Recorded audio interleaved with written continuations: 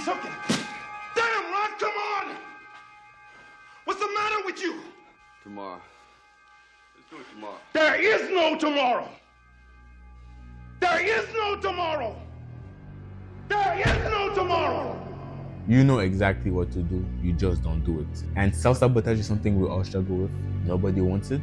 But deep down, it reveals something important about us, which is sometimes we don't actually want the outcome we say we want because we're actually scared of the responsibilities that comes with it. Now, even though self-sabotage is something I still struggle with, I have put in place a couple of things that help me self-sabotage less that I want to share with you guys. Now, the first thing you got to understand is that self-sabotage isn't something you can really take action upon. And what I mean by that, it's not something you can do as a step-by-step guide to making 10K a month with a business or a workout plan. It's more about identity shift, just not aligning yourself with the type of person that sabotages himself. I don't know if that makes sense.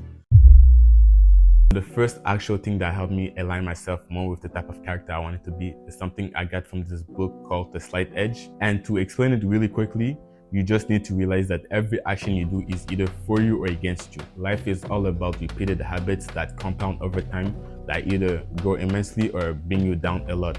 So every time you do an action or a habit, you just gotta ask yourself, is this for me or against me? Before going to the gym, ask yourself, is this for me or against me? If you're about to do school, is this for me or against me? And if it's against you and you do consciously realize that it's against you, because 99% of our habits, we do it unconsciously, then hopefully try to stop it. If it's something more like an addiction, then then there's gonna be specific needs I can tell you. The goal of this exercise, I guess you could say, is like just to make you realize what you're actually doing for your life and what's actually helping you and what's slowing you down. Obviously, it's a bit annoying to ask yourself that on every single little action, but I really think that the more you do it, the more you're gonna be able to waste less time. There's a famous quote from Carl Jung that says, "Until you make the unconscious conscious, it will direct your life and you will call it fate." The second thing is try to take as much action as possible. The thing is, like I said before, life is all about momentum. So the more you take action, you try things, you keep going, you're gonna give yourself more chances for something to pop out. But if you're always putting stuff for later, you're always taking too much time to do certain things, then you're losing that momentum and that chance for something to actually happen. And honestly, I don't think there's any exception in life where not taking too much action will bring you down.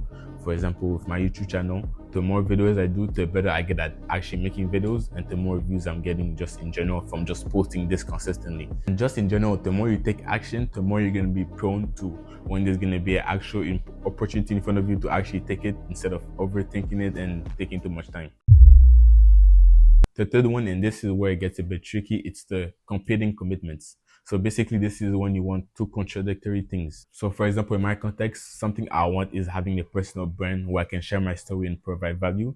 But something I also don't want is to say something I may regret on the internet or people in real life see my videos and laugh at me. So you can see that those things are pretty much opposite. If I have one, I can have the other. And the only thing I feel like you can do about this one is honestly ask yourself, or maybe write it down, why do you feel a certain way about a certain outcome and how do you feel about the other outcome? And then just logically, you would realize that there's one that makes more sense than the other one. So going back to my example, if I actually stick to not doing content and, because I'm scared people see my stuff and that I say something I regret, then nothing in my life will change. I'll keep doing what I'm just doing right now. If I do try and build my personal brand, it could pop off and then I could actually create something that can help a whole community.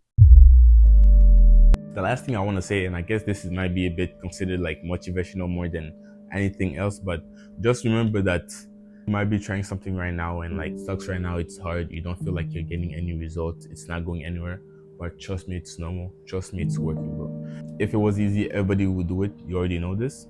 Just remember that if you don't try, then nothing in your life won't change, and if you do try and stay consistent with it, you might actually get the result. And even if you somehow don't, then you still would have learned a lot of stuff through the journey.